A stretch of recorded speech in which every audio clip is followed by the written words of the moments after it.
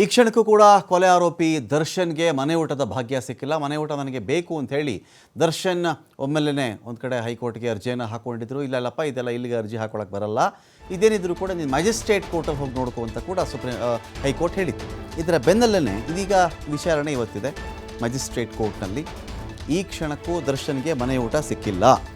24ನೇ ACMM ಕೋರ್ಟ್ನಲ್ಲಿ ದರ್ಶನ್ ಊಟದ ಅರ್ಜಿಯ ವಿಚಾರಣೆ ನಡೆಯಿತು. ಆಕ್ಷೇಪಣೆ ಸಲ್ಲಿಸೋದಕ್ಕೆ ಕಾಲಾವಕಾಶವನ್ನು ಕೂಡ ಒಂದು ಕಡೆ ಸರ್ಕಾರಿ ವಕೀಲರು ಕೇಳ್ಕೊಂಡಿದ್ರು. ಜುಲೈ 27ರ ಒಳಗಡೆನೆ ಈ ಅರ್ಜಿ ಇತ್ಯರ್ಥ ಆಗಬೇಕು ಅಂತ ಹೈಕೋರ್ಟ್ನದ್ದು ಕೂಡ ಆದೇಶ ಒಂದು ಕಡೆ ಇದೆ. ಹಾಗಾಗಿ 27ರ ಒಳಗೆ ತೀರ್ಮಾನ ಆಗಿಬಿಡುತ್ತೆ. ಇವತ್ತು ಮಧ್ಯಾಹ್ನದ ಹೊತ್ತಿಗೆ ಈ ಒಂದು ಅರ್ಜಿಯ ವಿಚಾರಣೆ ಕೂಡ ಶುರುವಾಗುತ್ತೆ. ಏನು ಎತ್ತ ಅಂತ ಹೇಳಿ ಇಂಪಾರ್ಟೆಂಟ್ ವಿಷಯ ಏನು ಅಂತ ಹೇಳಿದ್ರೆ, ಊಟ ಬೇಡ ಅಂತ ಹೇಳೋದು ಸುಲಭ. ಯಾಕೆ ಬೇಡ ಅಂತ ಹೇಳಬೇಕು? ಯಾಕೆ ಬೇಡ ಅಂತ ಹೇಳಿದ ಮೇಲೆ ಬಾಯಿ ಮಾತಲ್ಲಿ ನನಗೆ ಇದು ಬೇಡ ಅನ್ನೋದಲ್ಲ, ಅದಕ್ಕೆ ಪೂರಕವಾಗಿರತಕ್ಕಂಥ ವೈದ್ಯಕೀಯ ವರದಿಯನ್ನು ಕೂಡ ಸಲ್ಲಿಸಬೇಕಾಗುತ್ತದೆ. ಜೊತೆಗೆ ಸರ್ಕಾರಿ ಇವರು ಏನೇ ಸಲ್ಲಿಸ್ಕೊಳ್ಳಿ ಒಂದು ವರದಿ ಅದು ಇದು ಅಂಥೇಳಿ ಸರ್ಕಾರದ ವಕೀಲರಿದ್ದಾರಲ್ಲ, ಅವರು ಎಷ್ಟು ಸ್ಟ್ರಾಂಗಾಗಿ ಇದನ್ನು ಅಬ್ಜೆಕ್ಟ್ ಮಾಡ್ತಾರೆ ಎನ್ನುವುದರ ಆಧಾರದ ಮೇರೆಗೆ ದರ್ಶನ್ಗೆ ಮನೆ ಊಟ ಸಿಗುತ್ತಾ ಅಥವಾ ಸಿಗಲ್ವಾ ಅನ್ನೋದು ಡಿಸೈಡ್ ಕೂಡ ಆಗುತ್ತೆ.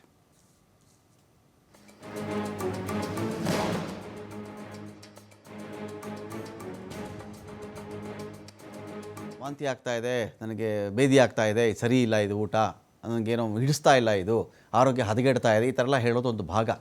ಆದರೆ ಇದನ್ನು ಕೋರ್ಟ್ಗೆ ಕನ್ವಿನ್ಸ್ ಮಾಡಬೇಕು ನೀವು ಅಂತ ಬಂದಾಗ ಯಾವ ಊಟದಿಂದ ಏನಾಯಿತು? ಯಾಕಂತ ಹೇಳಿದ್ರೆ ಇದೇ ಪರಪ್ಪನಗ್ರಹಾರದಲ್ಲಿ 5,000ಕ್ಕಿಂತ ಹೆಚ್ಚಿನ ಖೈದಿಗಳಿದ್ದಾರೆ. ಅದರಲ್ಲಿ ವಿಚಾರಣಾಧೀನ ಅಥವಾ ಸಜಾಬಂದಿಗಳು ಎಲ್ಲರೂ ಕೂಡ ಸೇರಿಕೊಳ್ತಾರೆ.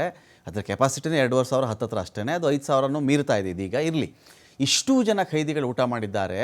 ಇದರಲ್ಲಿ ಯಾವತ್ತೂ ಯಾರಿಗೂ ಸಮಸ್ಯೆ ಆಗಿಲ್ಲ. ಒಂದು ವೇಳೆ ಫುಡ್ ಪಾಯ್ಸನ್ ಅಂತ ಆರೋಪ ಮಾಡಿದ್ರೆ ಒಬ್ಬನಿಗೆ ಫುಡ್ ಪಾಯ್ಸನ್ ಆಗಿ ಇನ್ನೆಲ್ಲರೂ ಚೆನ್ನಾಗಿರೋಕ್ಕೆ ಸಾಧ್ಯ ಇಲ್ಲ. ಅದು ಕೂಡ ಇಂಪಾರ್ಟೆಂಟ್ ಆಗುತ್ತೆ. ಈ ಊಟ ತಿಂದು ನಿನಗೇನಾಯಿತು ಅಂತ ಕೇಳ್ತಾರಲ್ಲಿ. ಏನಪ್ಪ ಆಯ್ತು ನಿನಗೆ ಊಟ ಮಾಡಿದ್ಮೇಲೆ ನಿನಗೇನು ಸಮಸ್ಯೆ ಆಯಿತು ಅಂತ ಹೇಳಿ, ಅದಕ್ಕೆ ಊಟದಿಂದಾನೇ ತನಗೆ ಸಮಸ್ಯೆ ಆಯಿತು ಅಂಥೇಳಿ ಅದಕ್ಕೆ ಪೂರಕ ಎನಿಸುವಂತಹ ಮೆಡಿಕಲ್ ರಿಪೋರ್ಟನ್ನು ಆ ಒಂದು ಅರ್ಜಿಯಲ್ಲಿ ಕೊಡಬೇಕಾಗುತ್ತದೆ. ಯಾರು ಊಟ ಕೇಳ್ತಾ ಇದ್ದಾರೋ ಅವರು. ಒಂದು ವೇಳೆ ಅದು ಸರಿಯಾಗಿ ಪೂರಕವಾಗಿ ಇಲ್ಲದೇ ಇದ್ದರೆ ಆಗಲೂ ಕೂಡ ಊಟ ಸಿಗುವ ಸಾಧ್ಯತೆ ಬಹಳ ಕಡಿಮೆ ಆಗುತ್ತೆ, ಮನೆ ಊಟ. ಹಾಗಾಗಿ ಜೈಲಿಗೆ ಬಂದಾಗ ದರ್ಶನ್ ಆರೋಗ್ಯ ರಿಪೋರ್ಟ್ ಏನಿತ್ತು ಚೆಕ್ ಮಾಡ್ತಾರೆ. ಅಲ್ಲಿ ಸರ್ಕಾರಿ ವಕೀಲರು ಅವತ್ತೇನು ಹೇಳಿದ್ದಾರೆ ಅಂದರೆ, ನೋಡಿ ಸ್ವಾಮಿ, ಜೈಲಿಗೆ ಬರಬೇಕಾದ್ರೂ ಈ ಮನುಷ್ಯ ಹೆಲ್ದಿ ಆರಾಮಾಗಿದ್ದರು, ಜೈಲು ಒಳಗಡೆನೂ ಆರೋಗ್ಯವಾಗೇ ಇದ್ದಾರೆ. ಆಯಿತು, ಆರೋಗ್ಯ ಹದಗೆಟ್ಟಿದ್ರೆ ಅದಕ್ಕೆ ಜೈಲು ಒಳಗಡೆಯ ವೈದ್ಯರ ಕಡೆಯಿಂದ ವರದಿ ಬರಬೇಕಲ್ವೇ, ಏನು ಸಮಸ್ಯೆ ಆಯಿತು ಈ ವ್ಯಕ್ತಿಗೆ, ಮನುಷ್ಯನಿಗೆ ಅಂಥೇಳಿ. ಅದೇನೂ ಬಂದಿಲ್ಲ ಅಂಥೇಳಿ ಒಂದು ಕಡೆ ಅವರು ಕೂಡ ತಕರಾರು ಎತ್ತಿದ್ರು. ಇದಕ್ಕೆ ಜೊತೆಗೆ ಅರ್ಜಿ ಹಾಕಿದಂಥ ಪ್ಯಾಟರ್ನ್ನೇ ಪ್ರಶ್ನೆ ಕೂಡ ಮಾಡಿದರು. ಇದನ್ನು ಇವರು IG ಹೋಗಿ ಹಾಕೋಬೇಕು ಸ್ವಾಮಿ ಅಥವಾ SP ಹಾಕೋಬೇಕು ಈ ಅರ್ಜಿಯನ್ನು, ನೇರ ಹೈಕೋರ್ಟಿಗೆ ಬಂದಿದ್ದಾರೆ ಎಂದಾಗ ಆಗ ದರ್ಶನ್ ಪರ ವಕೀಲರು ಇಲ್ಲಿ ಮುಂದಕ್ಕೆ ಬಂದಿದ್ದು ಏನಂದರೆ, ಆಗ ಹೈಕೋರ್ಟ್ ಕೂಡ ಹೇಳ್ತು ಇಲ್ಲಲ್ಲಪ್ಪ ಬರೋದು, ಇದನ್ನು ಮ್ಯಾಜಿಸ್ಟ್ರೇಟ್ ಕೋರ್ಟ್ಗೆ ಹೋಗಿ ತೀರ್ಮಾನ ಮಾಡ್ಕೊಳ್ಳಿ ಅಂಥೇಳಿ. ಮ್ಯಾಜಿಸ್ಟ್ರೇಟ್ ಕೋರ್ಟಲ್ಲಿ ಇವತ್ತು ವಿಚಾರಣೆ ಇದೆ. ಹಾಗಾಗಿ ಎಷ್ಟು ಎಫೆಕ್ಟಿವ್ ಆಗಿ ದರ್ಶನ್ ರಿಪೋರ್ಟ್ ಇಲ್ಲಿರುತ್ತೋ ಅದರ ಮೇಲೆ ಡಿಪೆಂಡ್ ಆಗುತ್ತೆ ದರ್ಶನ್ಗೆ ಊಟ ಸಿಗುವುದು ಅಥವಾ ಸಿಗದೇ ಇರೋದು ಮನೆಯಿಂದ ಅಂತ. ಡೀಟೇಲ್ಸ್ ಕೊಡೋಕ್ಕೆ ಇದೀಗ ಸಂತೋಷ್ ಮ್ಯಾಜಿಸ್ಟ್ರೇಟ್ ಕೋರ್ಟ್ ಮುಂದೆ ಇವತ್ತು ವಿಚಾರಣೆಗೆ ಬರ್ತಾ ಇದೆ ಅರ್ಜಿ. ಹಾಗಾಗಿ ಈ ಅರ್ಜಿಯಲ್ಲಿ ಯಾರು ಏನೇ ಮಾತಾಡಿಕೊಂಡ್ರು ಕೂಡ ಬಾಯಿ ಮಾತಲ್ಲಿ ಊಟ ಸರಿ ಇಲ್ಲ, ಹಾಗಾಗಿದೆ, ಹೀಗಾಗಿದೆ, ಫುಡ್ ಪಾಯ್ಸನ್ ಆಗಿದೆ, ಇದಕ್ಕೆ ಎಲ್ಲದಕ್ಕಿಂತ ಹೆಚ್ಚಾಗಿ ದರ್ಶನ್ ಸಲ್ಲಿಸುವಂತಹ ಮೆಡಿಕಲ್ ರಿಪೋರ್ಟ್ ಇದೆಯಲ್ಲ, ಊಟದಿಂದ ತೊಂದರೆ ಆಯ್ತು ನನಗೆ, ಮನೆ ಊಟ ಬಂದರೆ ನಂಗೆ ಸರಿ ಹೋಗುತ್ತೆ ಅನ್ನೋದು, ಅದಕ್ಕೆ ಪೂರಕವಾಗಿ ಆ ವರದಿ ರೆಡಿ ಇದೆಯಾ ಹೇಗೆ ಅಂತ ಸಂತೋಷ್? ರಮಕಾಂತ್, ಈಗಾಗಲೇ ಕೋರ್ಟ್ ಕೂಡ ಸೂಚಿಸಿತ್ತು ಜೈಲು ಅಧಿಕಾರಿಗಳಿಗೆ ವೈದ್ಯರು ಕೊಡುವಂತಹ ವರದಿಯನ್ನ ಕೋರ್ಟ್ಗೆ ಸಲ್ಲಿಕೆಯನ್ನ ಮಾಡಬೇಕು ಅಂತ. ವರದಿ ಕೂಡ ಸಿದ್ಧ ಮಾಡಲಾಗಿದೆ. ಮುಚ್ಚಿದ ಲಕೋಟೆಯಲ್ಲಿ ನ್ಯಾಯಾಲಯಕ್ಕೆ ಕೂಡ ಅದನ್ನ ಸಲ್ಲಿಕೆಯನ್ನ ಮಾಡ್ತಾರೆ ಅನ್ನೋ ಮಾಹಿತಿ ಇರುವಂತದ್ದು. ಅಂದ್ರೆ ದರ್ಶನ್ ಅವ್ರಿಗೆ ಯಾವುದೇ ರೀತಿಯ ಜೈಲಿನಲ್ಲಿ ಕೊಡುವಂತ ಫುಡ್ ಏನಿದೆ ಅದು ಚೆನ್ನಾಗಿರುವಂತ ಫುಡ್, ಯಾರಿಗೂ ಕೂಡ ಫುಡ್ ಪಾಯ್ಸನ್ ಆಗಿಲ್ಲ, ಎಲ್ಲರೂ ಕೂಡ ಅದನ್ನೇ ಸೇವಿಸ್ತಾ ಇದ್ದಾರೆ. ನಾವು ಕೂಡ ಅದನ್ನೇ ತಿಂತಾ ಇದ್ವಿ ಅನ್ನೋ ರೀತಿಯಲ್ಲಿ ಒಂದು ರಿಪೋರ್ಟ್ ಕೂಡ ರೆಡಿ ಆಗಿದೆ. ಆ ರಿಪೋರ್ಟ್ ಅನ್ನ ನ್ಯಾಯಾಲಯಕ್ಕೆ ಸಲ್ಲಿಕೆಯನ್ನ ಮಾಡ್ತಾರೆ ಅನ್ನೋ ಮಾಹಿತಿ ಇರುವಂತದ್ದು. ಆದ್ರೆ ಆ ಫುಡ್ ಇಂದ ದರ್ಶನ್ ಬಾಡಿಗೆ ಏನಾದ್ರು ಎಫೆಕ್ಟಿವ್ ಆಗಿದ್ಯಾ, ಅದರಿಂದ ಸಮಸ್ಯೆ ಆಗ್ತಾ ಇದೆಯಾ, ಸೊ ಇದರ ಒಂದು ವೈದ್ಯಕೀಯ ತಪಾಸಣೆಯನ್ನು ಕೂಡ ವೈದ್ಯರು ನಡೆಸಿದ್ರೆ ಆ ವರದಿಯನ್ನು ಕೊಡ್ತಾ ಇರುವಂತದ್ದು. ಅದರಲ್ಲಿ ಎಲ್ಲವೂ ಕೂಡ ನಾರ್ಮಲ್ ಆಗಿದೆ ಅನ್ನೋ ಮಾಹಿತಿ ಮೂಲಗಳ ಪ್ರಕಾರ ಲಭ್ಯವಾಗ್ತಾ ಇರುವಂತದ್ದು.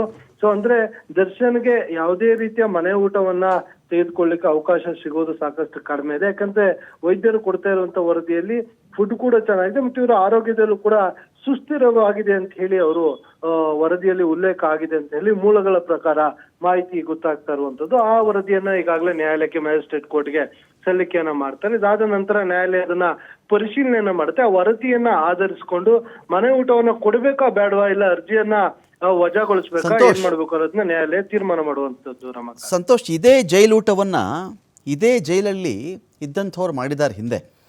ಈಗ ಜಯಲಲಿತಾ ಅವರು ಇದ್ರಪ್ಪ ಇದೇ ಪರಪ್ಪನಗ್ರಹಾರ ಜೈಲಲ್ಲಿ, ಶಶಿಕಲಾ ಅವರು ಇದ್ದರು ಇದೇ ಪರಪ್ಪನಗ್ರಹಾರ ಜೈಲಲ್ಲಿ, ಯಡಿಯೂರಪ್ಪನವರು ಇದೇ ಜೈಲಲ್ಲಿ ಇದ್ದು ಬಂದಂಥವ್ರೆ.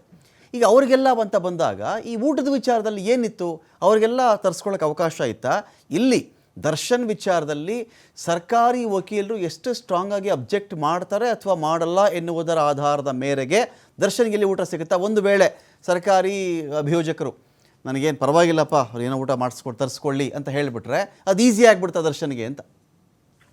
ಇಲ್ಲಿ ಎರಡ್ ತರ ಇರುತ್ತೆ ರಮಕಾಂತ್. ನಾವು ಗಮನಿಸಬೇಕಾಗಿರುವಂತದ್ದು, ಈ ಹಿಂದೆ ಜನಪ್ರತಿನಿಧಿಗಳು ಏನು ಇರ್ತಾ ಇದ್ರು ಅಂತಹ ಸಂದರ್ಭದಲ್ಲಿ ಅದನ್ನ ಕ್ವಶನೇಬಲ್ ಆದಂತ ಸಂದರ್ಭದಲ್ಲಿ ಅದನ್ನ ಕೋರ್ಟ್ ಮುಖಾಂತರ ಆಗಿ ಕೆಲವರು ಊಟವನ್ನ ತರಿಸ್ಕೊಂಡಿದ್ದು ಹೌದು, ಮನೆಯಿಂದ ಊಟ ಬೇಕು ಅಂತ ಹೇಳಿ ಅವ್ರಿಗೆ ಬೇಕಾಗಿರುವಂತ ಊಟವನ್ನ ಕೊಡ್ತಾ ಇದ್ದು. ಇನ್ನು ಕೆಲವರು ಆರೋಗ್ಯದ ಪರಿಸ್ಥಿತಿ, ಶುಗರ್ ಇದ್ದಂಥವ್ರು, BP ಇದ್ದಂಥವ್ರು, ಅವ್ರಿಗೆ ಬೇಕಾದ ಚಿಕಿತ್ಸೆ, ಅದರ ಜೊತೆಗೆ ಅವ್ರಿಗೆ ಬೇಕಾದ ಊಟ ಅಂದ್ರೆ ಜೈಲಿನಲ್ಲಿ ಕೊಡುವಂತದ್ದೇ ಆದ್ರೂ ಪರವಾಗಿಲ್ಲ, ಅವ್ರಿಗೆ ಬೇಕಾಗಿರುವಂತ ಊಟವನ್ನ ಬೇಕು ಅಂತ ಹೇಳಿ ಕೋರ್ಟ್ ಮುಖಾಂತರ ಅಧಿಕಾರಿಗಳಿಗೆ ಒಂದು ಆದೇಶವನ್ನು ಮಾಡಿಸ್ಕೊಂಡು ನಿರ್ದೇಶನವನ್ನು ಮಾಡಿಸ್ಕೊಳ್ತಾ ಇದ್ರು.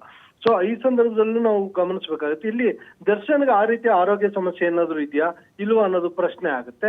ಅದರ ಜೊತೆಗೆ ಜೈಲು ಊಟವನ್ನ ಇವರು ಮಾಡ್ಲಿಕ್ಕೆ ಆಗಲ್ಲ ಅಂತ ಹೇಳಿದ್ರೆ ಆ ಜೈಲು ಊಟದಲ್ಲಿ ಏನಾದ್ರು ಸಮಸ್ಯೆ ಇರಬೇಕು ಅಂತ ಹೇಳಿ ಇವರು ಉಲ್ಲೇಖವನ್ನ ಮಾಡ್ಬೇಕಾಗತ್ತೆ. ಆದ್ರೆ ಇಲ್ಲಿ ಆಗ ಹೇಳಲಿಕ್ಕೆ ಆಗೋದಿಲ್ಲ, ಯಾಕಂದ್ರೆ ಅಲ್ಲಿ ಈಗಾಗಲೇ ಸಾವಿರಾರು ಜನ ವಿಚಾರಣಾಧೀನ ಕೈದಿಗಳು, ಸಜಾ ಕೈದಿಗಳು ಊಟವನ್ನ ಮಾಡ್ತಾ ಇರುವಂತದ್ದು. ಇದರ ಜೊತೆಗೆ ಈಗ ಪ್ರೆಸೆಂಟ್ ಏನು ಮಾಜಿ MP ಆಗಿರುವಂತ ಪ್ರಜ್ವಲ್ ಕೂಡ ಅಲ್ಲೇ ಇರುವಂತದ್ದು, ಸಹೋದರ ಸೂರಜ್ ಕೂಡ ಅಲ್ಲೇ ಇರುವಂತದ್ದು. ಸೊ ಅವ್ರುಗಳು ಕೂಡ ಅಲ್ಲೇ ಊಟವನ್ನ ಮಾಡ್ತಾ ಇರುವಂತದ್ದು. ಸೊ ಎಲ್ರಿಗೂ ಊಟ ಸರಿಯಾಗಿ ಬರ್ತಾ ಇದೆ, ದರ್ಶನ್ಗೆ ಬರ್ತಾ ಇಲ್ವಾ ಅನ್ನೋದು ಕೂಡ ಇಲ್ಲಿ ಇನ್ನೊಂದು ಸಂತೋಷ್, ಇಲ್ಲಿ ಈಗ ಮೇಲ್ನೋಟಕ್ಕೆ ನನಗೆ ಆರೋಗ್ಯ ಸಮಸ್ಯೆ ಅಂತ ಹೇಳಿಕೊಳ್ಳಬಹುದು, ನಮ್ಮ ತಕರಾರು ಇಲ್ಲ. ಆದರೆ ವಾಸ್ತವದಲ್ಲಿ ಈ ಜೈಲು ಊಟ ಅಂತ ಹೇಳಿದ್ರೆ ಅದೇನು ಕಳಪೆ ಆಗಿರುತ್ತಾ, ಇಲ್ಲ ರುಚಿಯಾಗಿರಲ್ವಾ, ಇಲ್ಲ ಪೋಷಕಾಂಶಗಳಿರಲ್ವಾ, ಸತ್ವ ಇರಲ್ವಾ? ತಕರಾರು ಯಾಕೆ ಅಂತ ಇನ್ ಜನರಲ್ ಕೇಳ್ತಾ ಇದ್ದೀನಿ ನಾನು ಸಂತೋಷ್. ಆಕ್ಚುಲಿ ಜೈಲಿನಲ್ಲಿ ಅಲ್ಲಿ ಪೌಷ್ಟಿಕಾಂಶ ಇರುವಂತಹದೇ ಫುಡ್ ಅನ್ನ ಕೊಡುವಂತದ್ದು. ನಾನ್ ವೆಜ್ ಕೂಡ ಕೊಡ್ತಾರೆ, ಎಗ್ ಅನ್ನು ಕೊಡ್ತಾರೆ. ಸೊ ಅಲ್ಲೂ ಕೂಡ ಒಳ್ಳೆ ರೀತಿಯ ಫುಡ್ ಅನ್ನ ಕೊಡಬೇಕಾಗುತ್ತೆ. ಪ್ರತಿದಿನ ಫುಡ್ ಅನ್ನ ಚೆಕ್ ಮಾಡ್ಬೇಕಾಗತ್ತೆ, ಅದಕ್ಕೆ ಆದ ಅಧಿಕಾರಿಗಳಲ್ಲಿ ಇರ್ತಾರೆ. ಪ್ರತಿದಿನ ಏನ್ ಫುಡ್ ಆಗುತ್ತೆ, ಸೊ ಆ ಫುಡ್ ನ ಟೇಸ್ಟ್ ಅನ್ನು ಮಾಡ್ಬೇಕಾಗತ್ತೆ, ಮತ್ತೆ ಅದರ ಕ್ವಾಲಿಟಿ ಕ್ವಾಂಟಿಟಿ ಏನಿದೆ ಎರಡನ್ನು ಕೂಡ ಅಧಿಕಾರಿಗಳು ಪರಿಶೀಲನೆಯನ್ನ ಮಾಡ್ತಾರೆ. ಸೊ ಹಾಗಾಗಿ ಅಲ್ಲಿ ಇರುವಂತ ಫುಡ್ ಕೂಡ ಏನು ಚೆನ್ನಾಗಿರುತ್ತೆ. ಅದಕ್ಕೂ ಅಂತಾನೆ ಸರ್ಕಾರದಿಂದ ಇಲಾಖೆಗೆ ಕೋಟ್ಯಾಂತರ ರೂಪಾಯಿ ಹಣವನ್ನು ಕೂಡ ಸರ್ಕಾರ ಬಿಡುಗಡೆ ಮಾಡುವಂತದ್ದು. ಅಂದ್ರೆ ಅಲ್ಲಿರುವಂತ ಸಜಾ ಕೈದಿಗಳಿರ್ಬೋದು, ವಿಚಾರಣಾಧೀನ ಕೈದಿಗಳಿರ್ಬೋದು, ಎಲ್ಲರ ಆರೋಗ್ಯ ಸುಸ್ಥಿತಿ ಚೆನ್ನಾಗಿರ್ಬೇಕು ಅಂತೇಳಿ ಅವ್ರಿಗೂ ಕೂಡ ಅಲ್ಲಿ ಒಳ್ಳೆಯ ಊಟವನ್ನೇ ಕೊಡುವಂಥದ್ದು. ಅದರ ಜೊತೆಗೆ ಒಂದಿಷ್ಟು ಜನ ಅವ್ರಿಗೆ ಬೇಕಾಗಿದೆ ಅಂದ್ರೆ ಈ ಕೋರ್ಟ್ ಮುಖೇನ ಹೋಗಿ ಮನವಿಯನ್ನ ಮಾಡ್ಕೊಳ್ಳುವಂಥದ್ದು ನ್ಯಾಯಾಲಯಕ್ಕೆ. ಈಗೇನು ದರ್ಶನ್ ಕೇಳ್ತಾ ಇದ್ದಾರೆ ಆ ರೀತಿಯಾಗಿ ಕೆಲವರು ತೆಗೆದುಕೊಂಡಿರ್ಬೋದು, ಯಾಕಂದ್ರೆ ಅದಕ್ಕೆ ಅವರ ಆರೋಗ್ಯ ಸಪೋರ್ಟ್ ಮಾಡಿದೆ ಅಂದ್ರೆ ಸಾಕಷ್ಟು ಟೆಂಡರ್ ಪ್ರಾಸೆಸ್ ಕೂಡ ಇರುತ್ತೆ. ಇದು ಈಗ ಟೆಂಡರ್ ಪ್ರಾಸೆಸ್ ಕೂಡ ಇರುತ್ತೆ. ಪ್ರತಿ ವರ್ಷವೂ ಕೂಡ ಒಂದು ಟೆಂಡರನ್ನು ಕರೆದು ಯಾರು ಉತ್ತಮವಾಗಿ ಅಡುಗೆಯನ್ನು ಮಾಡಬಲ್ಲರೋ ಒಳ್ಳೆ ವೆಚ್ಚದಲ್ಲಿ ಅಂಥವ್ರಿಗೆ ಟೆಂಡರ್ ಕೊಡಲಾಗುತ್ತೆ. ಎಲ್ಲ ಕಾರಾಗೃಹಗಳಿಗೂ ಒಬ್ಬರಿಂದನೇ ಪದಾರ್ಥ ಕೂಡ ಸರಬರಾಜಾಗುತ್ತೆ. 50 ಜನ ಸಜಾಬಂದಿಗಳು ಇದರಲ್ಲಿ ಅಡುಗೆಯನ್ನು ಕೂಡ ಮಾಡ್ತಾರೆ ಪ್ರತಿದಿನ. ವರ್ಷಕ್ಕೊಮ್ಮೆ ರಾಗಿ, ಜೋಳ, 2 ದಿನಕ್ಕೊಂದು ಸಲ ತರಕಾರಿ ಕೂಡ ಇಲ್ಲಿ ಸರಬರಾಜಾಗುತ್ತೆ. ಇದೆಲ್ಲ ಇದ್ದು ಕೂಡ ತಕರಾರು ಬರಬೇಕು ಅಂದರೆ ಇದೇನು ಕಳಪೆನಾ, ಅಥವಾ ನನಗೆ ಇಷ್ಟ ಇಲ್ಲ ಅಂತನಾ, ಅಥವಾ ನಾನು ತುಂಬ ಸ್ಪೆಷಲ್ ಅಂತನಾ, ನಾನು ಸೆಲೆಬ್ರಿಟಿ ಅಂತನಾ, ನಾನು ಯಾಕೆ ಬಂದು ಇಲ್ಲಿ ತಿನ್ನಲಿ ಅಂತನಾ, ಏನು ಕಾರಣ ಇದಕ್ಕೆ ಅಂತ ಅಂತ ಅದು ಕೂಡ ಇರ್ಬೋದು. ಅಂದ್ರೆ ಎಲ್ಲವನ್ನೂ ಕಡೆ ಇಷ್ಟು ದಿನ ಐಷಾರಾಮಿ ಬದುಕನ್ನ ಮಾಡಿದಂತವ್ ನಾನು, ಬೇಕಾದಂತ ವಸ್ತುವನ್ನ ಊಟವನ್ನ ತಿಂತಿದ್ದಂತವ್ ನಾನು, ಎಲ್ಲಂದ್ರಲ್ಲಿ ನಾನು ಈಗ ನನ್ಸ್ಕೊಂಡ್ ಕಡೆ ಹೋಗಿ ಊಟ ಮಾಡುವಂತ ಅಷ್ಟು ಕೆಪಾಸಿಟಿ ಇದ್ದಂತ ವ್ಯಕ್ತಿ ನಾನು. ಸೊ ಹಾಗಾಗಿ ಅಲ್ಲಿಯ ಫುಡ್ ಅವ್ರಿಗೆ ಅಡ್ಜಸ್ಟ್ ಆಗದೇನೂ ಇರ್ಬೋದು. ಅದ್ರ ಜೊತೆಗೆ ನಾನು ಇಲ್ಲಿ ಫುಡ್ ಅನ್ನ ತಿನ್ಬೇಕನ್ನೋದು ಕೂಡ ಇರ್ಬೋದು. ಈ ಕಾರಣಕ್ಕಾಗಿ ಅವರು ಕೋರ್ಟ್ ಮೊರೆ ಹೋದ್ರೆ ನಮ್ಗೆ ಏನಾದ್ರೂ ಮನೆಯಿಂದ ಸಿಗಬಹುದು ಅನ್ನೋ ಕಾರಣಕ್ಕೆ ಕೋರ್ಟ್ ಅರ್ಜಿಯನ್ನು ಹಾಕೊಂಡಿರುವಂತ ಸಾಧ್ಯತೆ ಕೂಡ ಇರುವಂತದ್ದು Ramakant. Okay, thank you Santosh.